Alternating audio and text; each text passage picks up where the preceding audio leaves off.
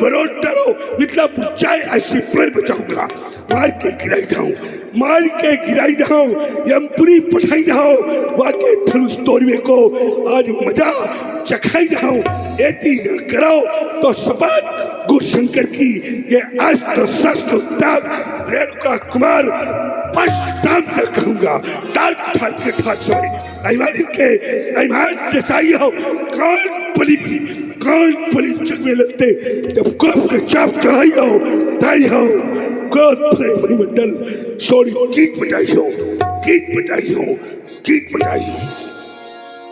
आश्रम की देवी आश्रम की रक्षा करना वन के देवता वन की रक्षा करना मैं मिथिला की ओर प्रस्थान करने जा रहा हूँ। यहाँ पर उपस्थित भगवान शंकर के प्रिय भक्तों एक बार दोनों हाथ उठाकर जय घोष करेंगे। बोलो शंकर भगवान की जय जय। हर हर बम बम हर हर बम बम हर हर हर हर हर हर। देहि अवसर सुन शिव धन भंगा आया भृगुकुल कमल पतंगा।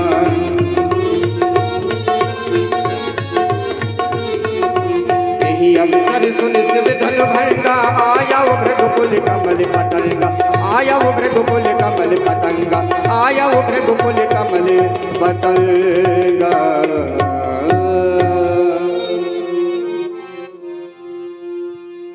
देखत भृगुपति वेश कराला उठे सकल भय विकल भुआला। पितु समेत कहीं जी नामा लगे करन सब दंड प्रणामा।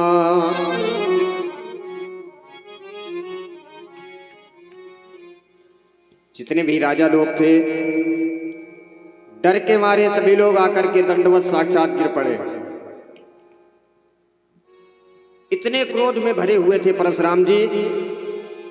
क्रोध में परशुराम जी की आंखें एकदम लाल। जितने भी राजा लोग थे और कुछ लोग कचरिया पहलवान थे जो अपनी जान छिपा करके भाग गए वहां से, लेकिन कुछ साहसी राजा थे उन्होंने आकर के प्रणाम किया।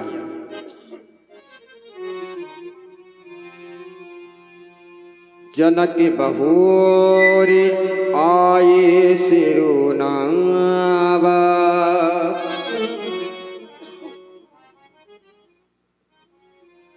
प्रातः स्मरणीय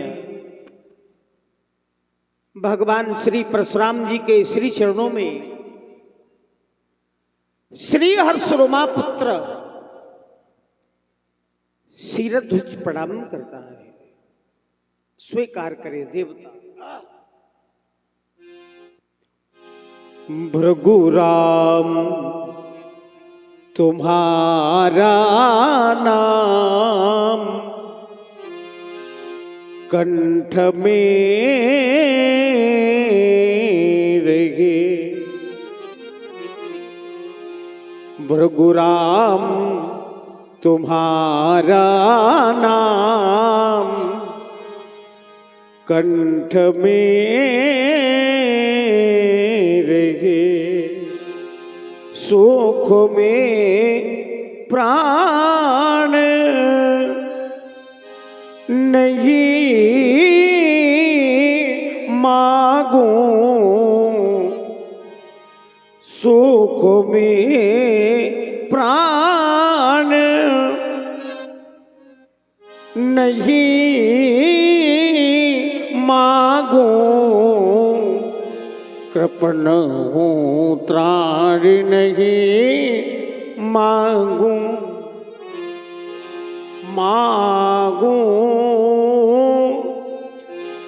शक्ति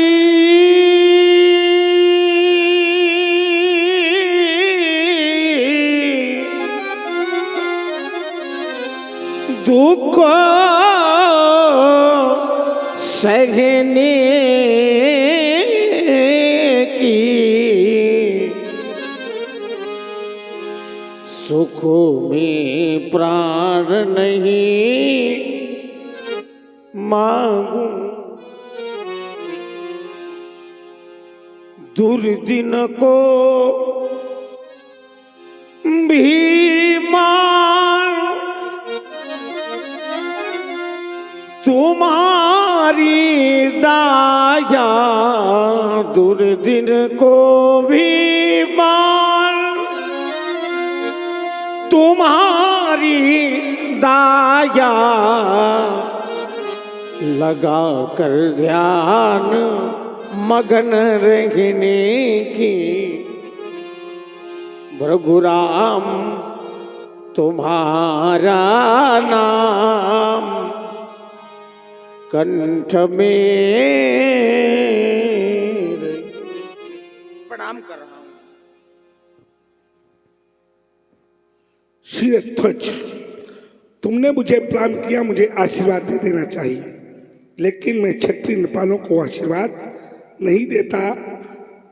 अगर मैं तुमको आशीर्वाद नहीं देता तो क्या शीरध्वज तुमको कुछ भी प्राप्त नहीं होगा?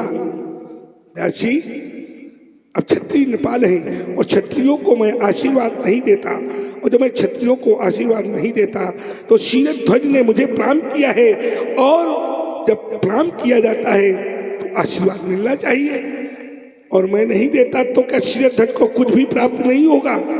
होगा। मनु ईश्वर का एक सूत्र कहता है, मनु ईश्वर का एक सूत्र बतलाता है, यदि कोई अपने से बड़ों को प्रणाम करता है, अपने माता पिता को प्रणाम करता है, अपने गुरुजनों को प्रणाम करता है, अपने बड़े भाई को प्रणाम करता है, शास्त्र तो यहाँ तक कहता है कि यदि कोई अपने शत्रु को प्रणाम करता है और शत्रु आशीर्वाद नहीं देता तो भी ईश्वर आपकी झोली में अपने आप किन्हीं 4 चीजें अपने आप डाल देते हैं। वो कौन सी 4 चीजें हैं? तो सूत्र कहता है मनु ईश्वर का कि अभिवादन शीलस बद्धोपि सेविना चत्वार तस्य वर्धन्ते आयु विद्या यशो बलम। अभिवादन शीलस नित्यम, नित्य प्रति पैर छूना चाहिए। तो जो अपने से बड़ों के नित्य पैर छूता है उसको ये 4 चीजें भगवान की तरफ से प्राप्त हो जाती है। शीरध्वज, इन 4 चीजों जो के तुम अधिकारी तुम हो चुके। अब रह गई आशीर्वाद की बात, तो जब तुम्हारे बारे में मैं विचार करता हूँ तो तुम्हारी गणना संसार के उन महान योगियों में है जिनके द्वारपाल के यहाँ जाकर याज्ञवल्क्य जैसे ऋषि और सुखदेव जैसे ज्ञानियों ने ज्ञान की शिक्षा प्राप्त की है। तुमने अपने राज्य के अंतर्गत शिव गीता, रुद्र गीता, अष्टावक्र गीता और अवधूत गीता का निर्माण कराया है।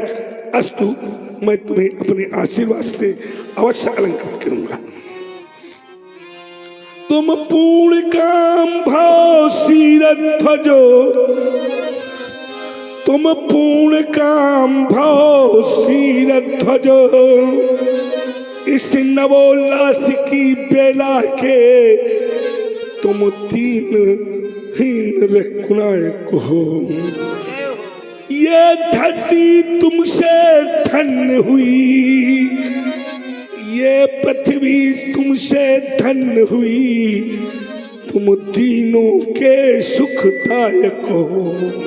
ललक ललक मंजुल मन से करही आरती कमला सजो, तुम पूर्ण काम भव शीरध्वज, तुम पूर्ण काम भव शीरध्वज।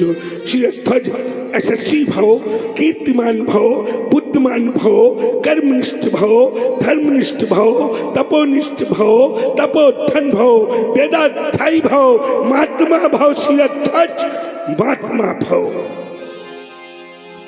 शीय बुलाय प्रणाम करावा। आओ बेटी, आओ बेटी। शीय बुलाय प्रणाम करावा। अरे बेटी, यह भार्गव श्री परशुराम जी हैं, दोनों हाथ जोड़ करके इन्हें प्रणाम तो करो। शीरध्वज, पालका तुम्हारी रिश्ते में क्या लगती है? बेटी है हमारी बिटिया। ये तुम्हारी बिटिया है और ये पीछे वाली ये भी हमारी बिटिया है। ये भी तुम्हारी बिटिया है। अच्छी बात है। मैं तो चाहता था तुम कुछ और खोगे। चलो ये तुम्हारी बिटिया है, ठीक है, दोनों बिटिया हैं। जब बात रिश्ते की आती है तो एक बात याद आती है, कुछ रिश्ते ऐसे होते हैं जो सभी को बताए नहीं जाते। कुछ फल बहुत अच्छे होते तो बहुत अच्छे हैं, लेकिन सभी फल खाए नहीं जाते। कुछ फूल बहुत अच्छे होते हैं, फूल होते तो बहुत अच्छे हैं, लेकिन सभी फूल भगवान शंकर पर चढ़ाए नहीं जाते। और कुछ मित्र बहुत अच्छे होते हैं, मित्र होते तो बहुत अच्छे हैं, लेकिन सभी मित्र घर बुलाए नहीं जाते। ऐसा शास्त्र कहता है कि जो मित्र चैत्र से पतित हो उसे कभी घर नहीं बुलाना चाहिए। शिरध्वज ये बेटी है, तो तुम्हारी बेटी को मैं देखता हूँ। अब यहाँ माताएं बहनें बैठी हैं, इसलिए मैं ध्यान थोड़ा माताओं की तरफ ले जाऊंगा। जब तुम्हारी बेटी को मैं देखता हूँ तो मुझे एक बात फिर याद आती है। एक बार शिरध्वज मैं पाश्चात्य देश गया, विदेश गया, और जब मैं पाश्चात्य देश गया तो तुम्हारे जैसे एक पिता ने अपनी बेटी से कहा कि ये भगवान परशुराम है, इनको प्रणाम करो। तो बेटी प्रणाम नहीं कर रही थी। वो बेटी क्या कर रही थी? वो बेटी हाथ को हिला रही थी। तो मैंने उसके पिता से पूछा कि ये बेटी तुम्हारी प्रणाम नहीं कर रही है, ये हाथ को क्यों हिला रही है? हाथ, उसने कहा भगवान हम नहीं जानते। हमने कहा तुम जानते हो या न जानते हो, लेकिन मैं जानता हूँ कि ये हाथ को क्यों हिला रही है। कल हाथ को क्यों हिला रही है भगवान आप ही बताएं। हमने कहा जब प्रत्यक्ष में बालका है तो प्रत्यक्ष में जब बालका है तो बालका से चलकर पूछते हैं कि हाथ को क्यों हिला रही है। मैंने उसके पिता को अपने साथ लिया, पहुंचा उस बेटी के पास, और उस बेटी से मैंने प्रश्न किया कि बेटी तुमको तो प्रणाम करने की आज्ञा मिली थी, तुम तो हाथ को हिला रही हो, हाथ क्यों हिला रही हो? तो उस बेटी ने क्या कहा बताया आप लोगों को? उस बेटी ने कहा भगवान मैं हाथ इसलिए हिला रही थी कि आज दर्शन दियो तो दियो, आज के बाद दर्शन न दियो। हमको धन्य है यहाँ की संस्कृति। और जब उस बालिका को मैंने देखा तो बालिका छिन्न भिन्न प्रच्छिन्न वस्त्रों से ढकी थी, और जब मैं सीता को देखता हूँ तो सीता नख से सिर तक वस्त्रों से ढकी है और दोनों हाथों को जोड़कर प्रणाम कर रही है। इससे हमारी माताओं बहनों को शिक्षा लेनी चाहिए। जब अपने से बड़ों को प्रणाम करें तो कैसे करें? तो शास्त्र कहता है कि कम से कम दोनों हाथ जोड़कर प्रणाम करें। और जब घर से बाहर निकले तो कैसे निकले? तो शास्त्र फिर बता रहा है कि नख से लेकर सिर तक वस्त्रों से ढकी हो। ये हमारी आपकी सबकी जवाबदारी बनती है, सबकी जिम्मेदारी है। नख से सिर तक वस्त्रों से ढकी हो। देखिए सीता को, और कभी हमारी माताओं बहनों को श्रृंगार करने की आवश्यकता पड़ जाए तो किसी को नहीं देखना है, केवल सीता को देख लेना है और अपने श्रृंगार को कर लेना है। कैसे?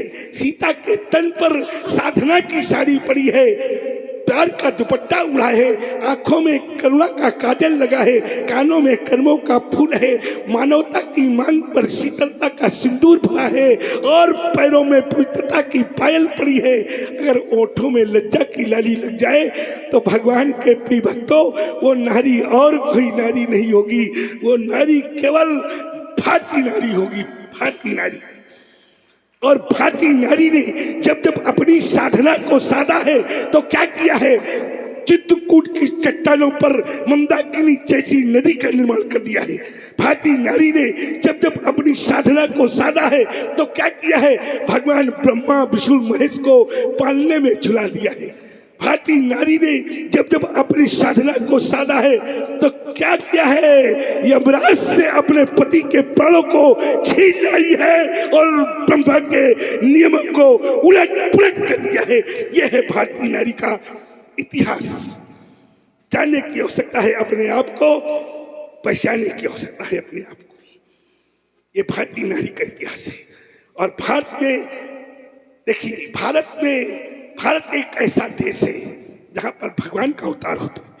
भारत एक ऐसा देश है जिसके नाम के आगे माता शब्द का प्रयोग होता है। भारत माता, भारत एक ऐसा देश है जहां पर पशुओं में भी माता के दर्शन होते हैं, गौ माता। भारत एक वो देश है जिसमें पेड़ों में भी, पौधों में भी माता के दर्शन करते हैं, जिसका नाम है तुलसी माता। और भारत वो देश है जिसमें जल में भी माता के दर्शन करते हैं, गंगा माता। भारत वो देश है जो पुराणों में भी माता का दर्शन करते हैं, कहाँ? गीता माता। और भारत वो देश है जो धरती को भी धरती माता के नाम से जानते हैं। भारत वो देश है जहाँ पर अपनी माता को तो माता कहते हैं, लेकिन अपनी पत्नी की माता को भी माता कहा जाता है। वो देश है भारत देश। धन्य है शिरध्वज।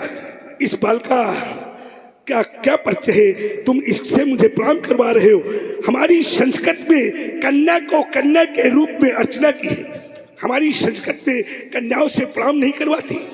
हमारी संस्कृत में कन्या को कन्या के रूप में अर्चना की है, बालिका के रूप में पूजा की है, भगनी के रूप में आरती की है, माता के रूप में विशेष तत्व माना है, और भगवती के रूप में स्तोत्र पाठ किए हैं, काली के रूप में स्तुति किया है। समस्त संदोषों से शोभित ये बालिका सुचिता, सरलता, सरगुण संपन्नता, आमोद, सौख्याभिलाष बालिका का क्या परिचय है शिरध्वज, तुम्हारे मुख से जानना चाहता हूँ और तुम्हारे मुख से सुनना चाहता हूँ। एक समय का वृतांत है। हमारी मिथिला में 12 वर्ष का अकाल पड़ा था। 12 वर्ष का अकाल के ही भांति कहूं अपने मुखों से, उस समय थिल करुण कहानी बड़ी, और फटी उठता जिससे यह बज हृदय, सो सन्मुख आज सुनानी पड़ी। यह प्रजा भूख से पीड़ित थी, ये नगर शमशान हो रहा था। तो आपने क्या किया? यहाँ प्रतुन आने कर किए मैंने, पर कोई बस नहीं चल रहा था। बीणाधारी देवर सितबी आ गए अचानक मिथिला में। उसी समय देव ऋषि नारद जी का आगमन हो गया, और मैंने उपाय पूछा कि देवता जल वृष्टि कैसे होगी। उन्होंने उपाय बताया और मैंने वैसा करना प्रारंभ कर दिया। देव ऋषि नारद जी के कथना अनुसार हम दोनों प्राणी कृषक बने। मैं और मेरी पत्नी सुनैना, मैं आगे था वह पीछे थी, मैं जोत रहा वह बोती थी। क्षेत्र पुंडरी चुमे हल चलाने लगे, हल चलाने लगे, मेघ छाने लगे। क्षेत्र पुंडरीक्ष में, क्षेत्र पुंडरीक्ष में, क्षेत्र पुंडरीक्ष में हल चला लगे, हल चलाने लगे, मेघ छाने लगे। यह वही लाडली है भगवन, जो सन्मुख शोभा को पाती है। और दीजिए आशीष हे महामुनि, चरणों में शीश झुकाती है। नाम जानकी परम पुनीता, नारद आ ये कहूं पुनसी। शीरध्वज ने, शीरध्वज इस बालिका का नामकरण नारद ने किया। तुम्हारे राज्य में अकाल पड़ गया, पड़ गया, सही बात है। 12 वर्ष का तो देखिए, प्रत्यक्ष में प्रमाण की आवश्यकता नहीं है। मिथिला के लोग भी एकत्रित हैं, इनसे भी आप पूछ सकते हैं कि अकाल पड़ा कि नहीं पड़ा। अभी तो मैंने ये कहा ही नहीं कि अकाल पड़ा कि नहीं पड़ा, ये तो आप जबरदस्ती जोड़ दियो हमें बोलने के लिए, हमने बात ही कर दिया। मैंने तो प्रश्न ही नहीं रखा था। अब तुमने कहा है कि अकाल पड़ा और मैं कहता हूं अकाल नहीं पड़ा।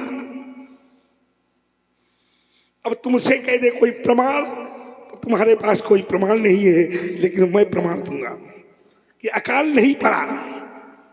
भूमि का कर्षण किया गया, ये सत्य है। जब कभी यज्ञ करवाई जाती है तो वहां पर भूमि का कर्षण किया जाता है, आज भी किया जाता है। भूमि का कर्षण किया गया, सत्य है, लेकिन अकाल नहीं पड़ा, इसका कहीं प्रमाण नहीं है। एक जगह मैंने स्कंद पुराण में देखा, तो स्कंद पुराण में हमें कुछ मिला राजा जनक के संबंध में। उसमें लिखा कि था कि राजा जनक के कार्यकाल में अकाल नहीं पड़ा। ये ज्ञानियों की सभा है, ज्ञानियों की समाज है। पूर्ण नर नारी सुभाग्य सुचि संता धर्मशील ज्ञानी, ऐसी समाज है, ऐसे लोग हैं। तो यहाँ पर 12 साल तक शास्त्र कहता है कि सत्संग होता रहा। क्या होता रहा? सत्संग होता रहा। और जब 12 वर्षों तक सत्संग होता रहा तो किसी ने खेती की ही नहीं। और जब खेती की नहीं तो अनाज कहां से पैदा हो जाएगा? तुम तो डूबे रहे सत्संग में, हैं? सत्संग में डूबे रहे और खेती की नहीं गई। और जब खेती की नहीं गई तो अनाज कहां से पैदा हो जाएगा? हो जाएगा नहीं। इसका प्रमाण देता हूं मैं। वाल्मीकि जी की रामायण का एक सूत्र है। क्या है? क्या है सूत्र? जानते हो? यज्ञार्थम कर्षतो महिम। क्या अर्थ है इसका? यज्ञार्थम कर्षतो महिम, यज्ञ के लिए भूमि का कर्षण किया गया। हल किसका था? सोने का। सोने का क्यों था? चांदी का क्यों नहीं था? पीतल का क्यों नहीं था? ताम्र का क्यों नहीं था? है? सोने का ही हल क्यों था? ये पूछने का साहस ही हमने नहीं जुटा पाया। ये किसने बताया तुमको सोने का हल चलाने के लिए? देवर्षि नारद जी ने। नारद जी ने बताया। अच्छा, नारद जी जानते थे, नारद जी जानते थे, इसीलिए तो उन्होंने कहा सोने का हल चलाओ। उन्होंने नहीं कहा कि चांदी का हल चलाओ, उन्होंने नहीं कहा कि तांबे का हल चलाओ, उन्होंने कहा सोने का हल चलाओ। क्यों सोने का हल क्यों चलाओ? देवर्षि नारद ने क्यों कहा?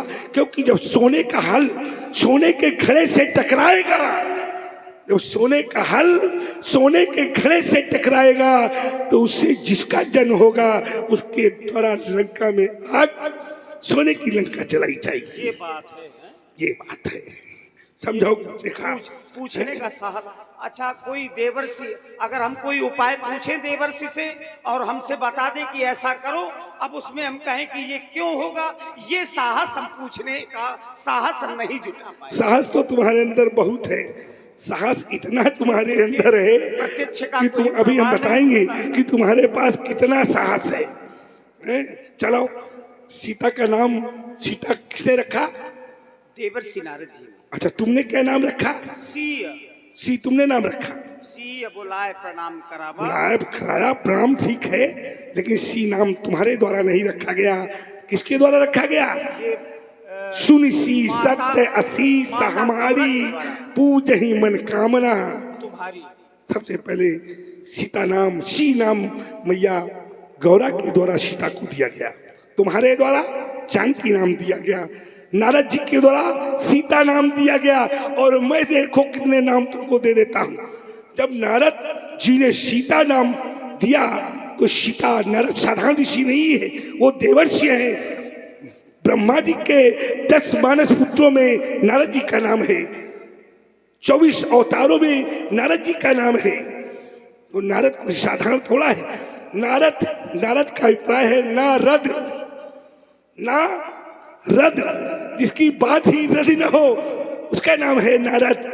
नारद ने इसका नाम सीता रखा, तो सीता नाम पर मैं भी विचार करता हूँ। शीरध्वज श्वेत इत सीता, जो समस्त संसार को उत्पन्न करती है उसका नाम सीता। सवत इत सीता, जो समस्त ऐश्वर्यों से युक्त है उसका नाम सीता।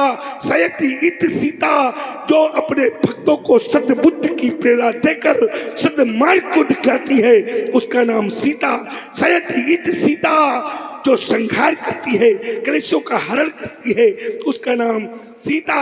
शिरोन्नति इत सीता, जो अपने दिव्य गुणों के कारण परमात्मा को अपने बस में कर लेती है उसका नाम सीता। साहित्य इत सीता, जो अपने स्वयं में चिन्मयी व्यापक ज्ञान स्वरूपी है उसका नाम सीता। हल्के अग्रभाग सी से उत्पन्न होने के कारण इसका नाम सीता। भूम से उत्पन्न होने के कारण इसका नाम भूमज्जा। जनक की लाडली होने के कारण इसका नाम जानकी। और शीरध्वज विदेह की प्यारी होने के कारण इसका नाम वैदेही। मिथिला की लाडली होने के कारण इसका नाम मैथिली। शीरध्वज 3 लोक 14 भुवन सप्तद्वीप में ये बालिका नाना प्रकार के नामों से अपने यश को स्थापित करेगी और आपके नाम को स्वर्णिम अक्षरों से इतिहास के पन्नों में अंकित करा देगी। शीरध्वज अपने आशीर्वाद से इसे अलंकृत कर दे। जा बेटी तू जा, जा बेटी तू जा, जा करके धरती माँ से कहना। अकाल पड़ गया था ना, तो जा करके धरती माँ से कहना खूब अन्न उपजा। जा बेटी तू जा, बेटी तेरा हो अटल सुहाग, सिर में सिंदूर की रेखा लाल। रेखा, रेखा शब्द का सम्मान करना।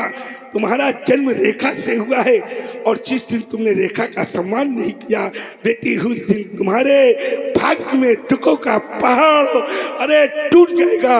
अष्ट ऋषि मुनि संत ज्ञानी जन केवल समझा सकते हैं, लेकिन भावी को टाल नहीं सकते। भावी को केवल भगवान शंकर टाल सकते हैं। भावी मेट सकई त्रिपुरारी। तो बेटी सिंदूर की रेखा लाल, बिंदु से सदा सुमित भाल, हृदय में हो पति का अनुराग, बेटी तेरा हो अटल सुहाग। त्याग की किरणें तुमसे फूटे, देश के बंधन तुमसे छूटे, अरे लगे लक्का में तुमसे बेटी तेरा हो अटल सुहाग। सीते तेरा हो अटल सुहाग, फूलो फलो सदैव साहस, ये नारियां तुमसे लेवे आदर्श। इसमें भी तेरा हो प्रथम भाग, बेटी तेरा हो अटल सुहाग। शीरध्वज बालिका को शीघ्र शीघ्र उच्च राजप्रसादों में ले जाया जाए। आशीष दीन सखी हरिसानी, निज समाज ले गई सयानी। विश्वामित्र मिले पुण्याई, मिले पुण्य आई। बाबा आप कुशल से तो हैं? हाँ, सभी प्रकार की कुशलता है। बेटा राम और लक्ष्मण ये भार्गव परशुराम जी हैं। आकर के इनके चरणों में प्रणाम करो और इनसे आशीर्वाद ग्रहण करो। पद सरोज में ले दो भाई। बाबा कौशिक कुंवर रावरे कौन? ठीक करो इसको, सो नहीं, उठ के बैठो और जो है आनंद लो। कभी कभी आनंद मिलता है। इसको ठीक करो, इसकी गड़बड़ है। इसका बेस समाप्त करो पहले तो, हाँ कम करो बेस, और जो है इसकी आवाज बढ़ाइए। माइक को पैना बनाओ, आप तो पुराने ऑपरेटर हैं। कौशिक कुंवर रावरे कौन? इनके कोमल अंग, कमलवत आंखें, इनकी शुंडाकार भुजाएं, सुंदर आभा अधर बिंब की छवि अनंत बल जाए। बाबा क्या कहूं इनकी सुंदरता, क्या कहूं इनकी सुंदरता। लख मैंने देखकर मेरी पानी होती मौन। कौशिक कुंवर रावरे कौन? विद्या से ये शून्य नहीं है। ये मैंने कैसे जाना कि विद्या से ये शून्य नहीं है, जबकि ये बालक तो मुझे अभी मिले हैं। मैंने कैसे जाना कि विद्या से ये शून्य नहीं है? जब इन बालकों ने मुझे प्रणाम किया तो बाएं हाथ से बाएं पैर को और दाहिने हाथ से दाहिने पैर को छुआ। प्रणाम करने की यही रीति है। आजकल लोग प्रणाम यहाँ से करते हैं, गांठों के ऊपर से। तो हमने कहा गांठों के ऊपर से क्यों प्रणाम करते हो कि नीचे वाला भाग ही न रहे। प्रणाम करना चाहिए तो कहाँ? तो शास्त्र कहता है श्री गुरुपद नख मणिगणि ज्योति, अंगूठे के नाखून को प्रणाम करना चाहिए। और प्रणाम करते हैं लोग गांठों से। तो हमने कहा गांठों से क्यों प्रणाम करते हो, क्या चाहते हो इसके नीचे का भाग समाह, तो प्रणाम करने की जरूरत ही नहीं पड़ेगी। तो बाबा जब इन्होंने प्रणाम किया तो बाएं हाथ से बाएं पैर को और दाहिने हाथ से दाहिने पैर को छुआ। मैं जान गया कि विद्या से ये शून्य नहीं है और धन से भी ये न्यून नहीं है। बाबा अब ये कैसे जाना मैंने कि धन से ये न्यून नहीं है? जब मैंने इन बालकों के मुकुट को देखा तो मस्तक के ऊपर मुकुट के ऊपर किरीट के ऊपर एक मणि लगी है जो केवल चक्रवर्ती राजा ही लगाता है। और ये निश्चित ही किसी चक्रवर्ती राजा के बालक होंगे, उनकी राजकुमार होंगे। अवश्य विद्या से ये शून्य नहीं है और धन से भी ये न्यून नहीं है। तो किस प्रदेश के रहने वाले बल विद्या के ये भावन कौशिक कुंवर रावरे कौन? बाबा इनका क्या परिचय है, शीघ्र मुझे अवगत कराएं। ये अयोध्या नरेश चक्रवर्ती सम्राट महाराज दशरथ के पुत्र हैं। दो ही पुत्र हैं? नहीं, उनके 4 पुत्र हैं। 4 पुत्र हैं। हाँ। देखो ईश्वर कृपा नहीं करता तो नहीं करता, ईश्वर दया नहीं करता तो नहीं करता, ईश्वर नहीं देता तो नहीं देता, और जब देता है तो छप्पर फाड़ के देता है। अच्छा देता तो वो छप्पर फाड़ के, और जब लेता है तब क्या करता है? ना चमड़ी उधेड़, अच्छा चमड़ी उधेड़ के ना ले। इसके लिए हमें क्या करना पड़ेगा? इसके लिए हमें मनुस्मृति पढ़नी पड़ेगी। और मनुस्मृति का एक सूत्र कहता है, अगर हम अपनी कमाई का दशांश निकाल देते हैं, अगर हमने 100 रुपए पैदा किए हैं तो 10 रुपए राम काज के लिए निकाल देते हैं, भगवान की कथा के लिए निकाल देते हैं। 100 रुपए 1000 पैदा किए तो 100 निकाल देने चाहिए, और अगर 10,000 पैदा किए तो 1000 निकाल देना चाहिए। 10 गुना निकाल देना चाहिए जो आपको आपकी कमाई है उससे, और इस पैसे को इकट्ठा करना चाहिए।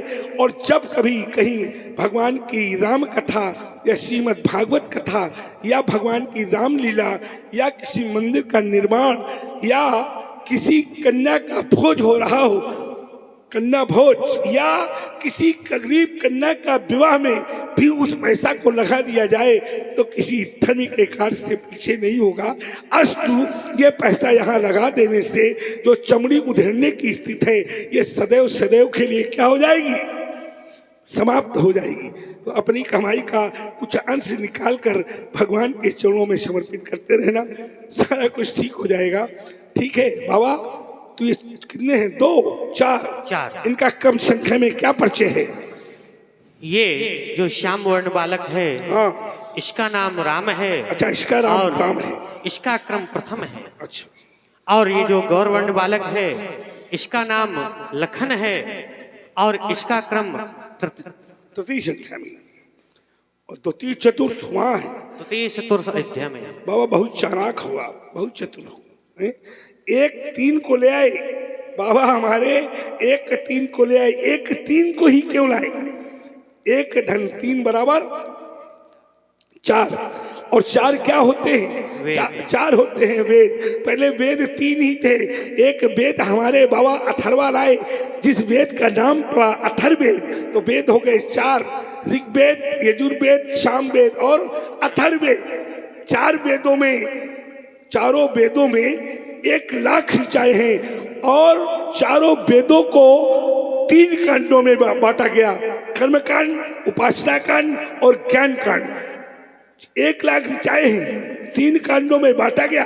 कर्मकांड में 80,000 ऋचाएं हैं, उपासना कांड में 16,000 ऋचाएं हैं और ज्ञान कांड में 4,000 ऋचाएं हैं। 80, 16, 96, 4, 1 लाख।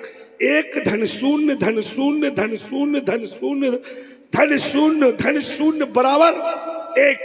1 में कितने भी शून्य जोड़ दिए जाए उसका मान 1 ही रहेगा। तो शास्त्र कहता है 1 क्या है? एको ब्रह्म द्वितीयो नास्ति। अगर ये ब्रह्म है तो फिर ये क्या है? तो शास्त्र फिर कहता है ज्ञान विराग सकल गुण ऐना और तिनको हम देखब भरी नैना। ये ज्ञान है तो वैराग्य है। वैसे वेद का शाब्दिक अर्थ ही है ज्ञान। वेद माने ज्ञान। वेद विद धातु से बना है और विद धातु से बने होने के कारण वेद का शाब्दिक अर्थ है ज्ञान। तो ज्ञान ये है तो वैराग्य ये है। तो बाबा बहुत अच्छे बालक हैं ये, लेकिन ये कुछ नटखट लग रहा है। देखो ये कैसे खड़ा है, ये कैसे खड़ा है। क्या दोनों की शिक्षाओं में अंतर है? नहीं, शिक्षाएं दोनों की समान है। समान है। तो ये सावधान में खड़ा है, ये विश्राम में खड़ा है। क्यों?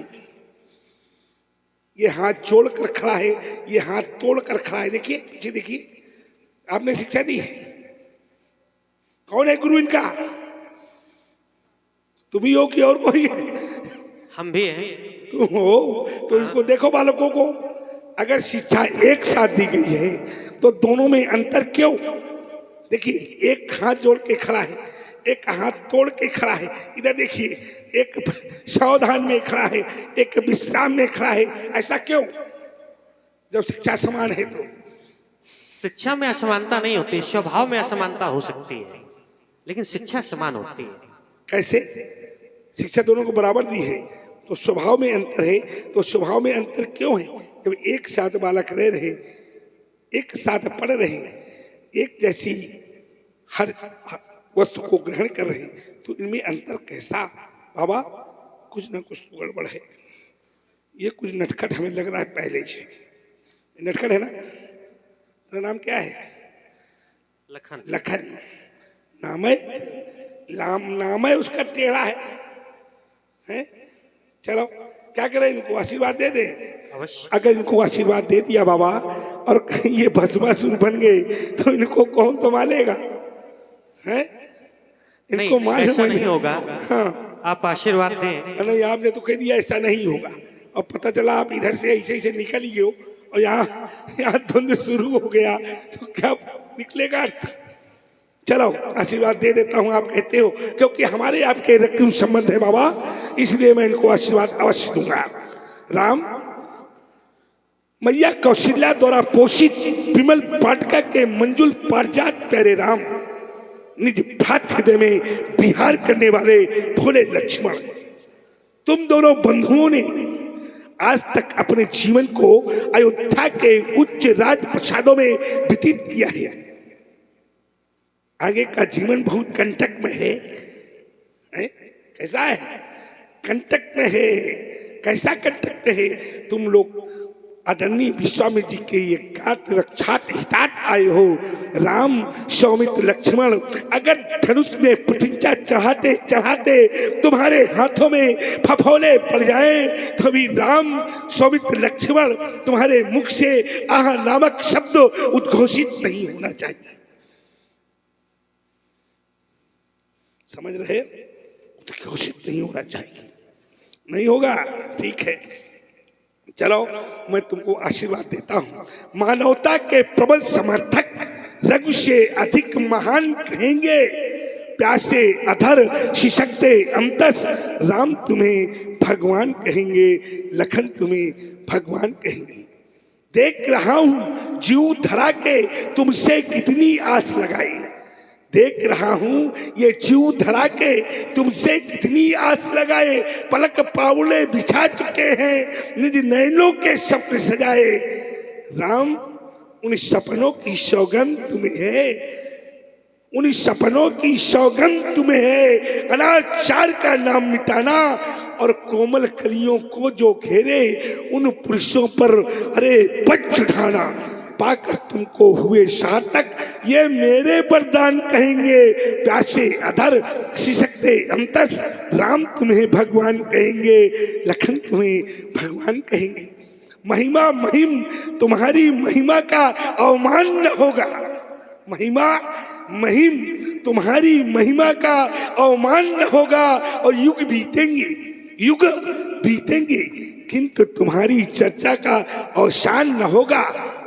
सागर की सीमा से भी बढ़कर, सागर की सीमा से भी बढ़कर राम, सागर की सीमा से भी बढ़कर वैभव राम तुम्हारा होगा। और रमा नहीं जो तुम्हें सकेगा, उसका जन्म दोबारा होगा, उसका जन्म दोबारा होगा। छात्र वंश के गर्वीलेश्वर तुम्हें वंश की आन कहेंगे, प्यासे अधर शिशकते अंतस, राम तुम्हें भगवान कहेंगे, लखन तुम्हें भगवान कहेंगे। राजपुत्री मम वाक्यम त्रिलोकस्य नाथना, दीर्घायु अरे सन्मुख जयम प्राप्ति, दीर्घायु राम लक्ष्मण आयुष्मान भवतम, धीमान भवतम, श्रीमान भवतम और दीर्घायु भवतम। बाबा ये बालक चोर है चोर नहीं है। अगर बाबा ये हैं चोर और इनके गुरु हो तुम कहो ये हैं चोर। चोर साधारण चोर नहीं है, ये अंतरराष्ट्रीय स्तर के चोर हैं। और ये चोर और इनके गुरु बाबा हमारे, ये क्या हुए? ये चोर और इनके गुरु ये, तो ये क्या हुए? बाबा हमारे क्या हुए? महाचोर नहीं, महाचोर नहीं, चोरों के सरदार हो क्या? लोग कह रहे हैं, मैं नहीं कह रहा हूं। बाबा ले जाओ इन बालकों को, शीघ्राशीघ्र मेरे सम्मुख से ले जाओ। बहुरी बिलोक, बहुरी बिलोक विदेह सन, कहूँ काहे अति भीर, पूछत जान अजान।